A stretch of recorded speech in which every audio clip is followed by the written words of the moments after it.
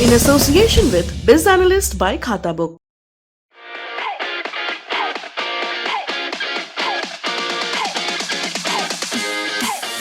हमारे सबसे बड़े हित तो ये हैं कि नागरिक सुरक्षित रूप से अपने वतन आ जाएं जो हमारे भारतवंशी और भारतीय छात्र हैं।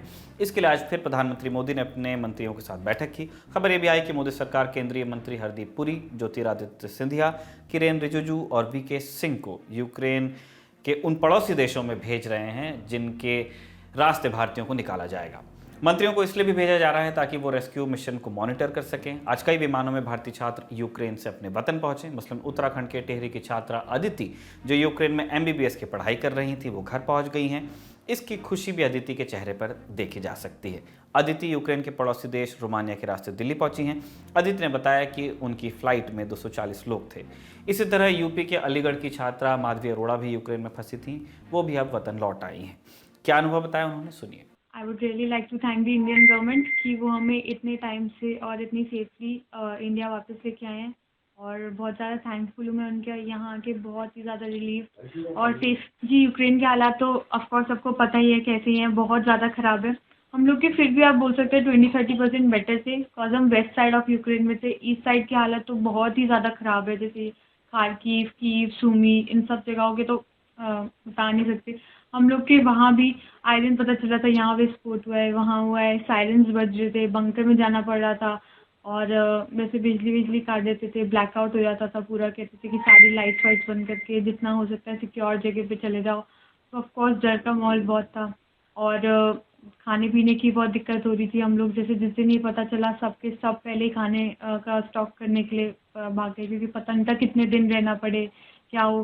तो सब जगह ख़त्म हो रहा था, महंगी हो गई थी चीज़ें, लाइनें इतनी लंबी लंबी लगी हुई थी, ATMs पे पैसे ख़त्म हो गए थे, इतनी बड़ी बड़ी लाइनें। तो रोमानिया के बॉर्डर तक हम अपने खर्चे पे आए थे, कैब तक। उसके बाद हमारा एक पैसा भी खर्च नहीं हुआ है। जैसे हम लोग वहाँ एंटर किए तो रोमानियन सिटीजन्स भी काफ़ी सपोर्टिव थे।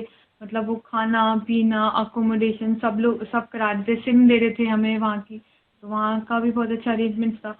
फिर हमें वहाँ से एयरपोर्ट भी फ्री पे ले जाया गया, और मतलब रोमानिया से इंडिया भी बिना पैसे के लाया गया है। तो इस तरह से लंबी फहरिस्त है छात्रों की जो भारत लौट चुके हैं। इसके अलावा कुछ और वीडियो भी आए जो उन छात्रों के थे जो यूक्रेन के बॉर्डर पार करके भारतीय दूतावास के निर्देशों के अनुसार पड़ोसी देशों में पहुंच रहे हैं। ऐसी एक छात्रा है Parineeta. We have entered Romanian border and it was very good here. We were provided food, shelter and blankets. We are happy. यहाँ तक तो तस्वीर बड़ी सुखद लगती है, लेकिन बड़ी तादाद में उन छात्रों की भी संख्या है जो अब भी यूक्रेन में फंसे हुए हैं। उन्हें कहा जा रहा है कि बस लेने आएंगी लेकिन नहीं पहुंच रही हैं। रॉकेट के हमले होते हैं, उन्हें बंकर्स में भागना पड़ता है। उन छात्रों की आप बीती भी सुनिए। भैया अभी राउटर सर हमें जाना पड़ेगा। हाँ ठीक है, निकलिए।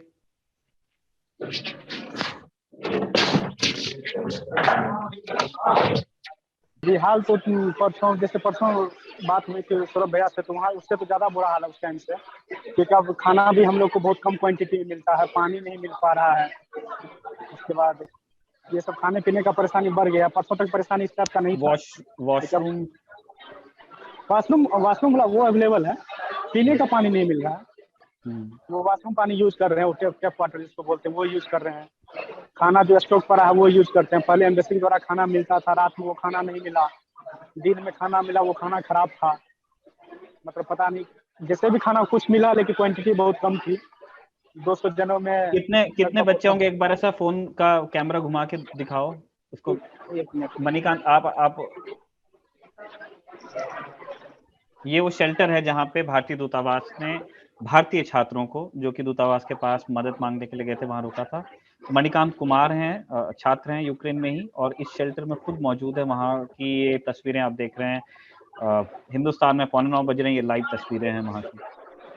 आ रही है उससे ज्यादा आए। पोलैंड बॉर्डर पे बच्चे जितने निकल रहे हैं, पोलैंड के बाकी जगहों पे भी जितनी धीरे धीरे निकल रहे हैं, वो प्लीज स्पीड अप हो, क्योंकि बच्चों की कगार बहुत ज्यादा है और यहाँ के हालात बहुत खराब हैं।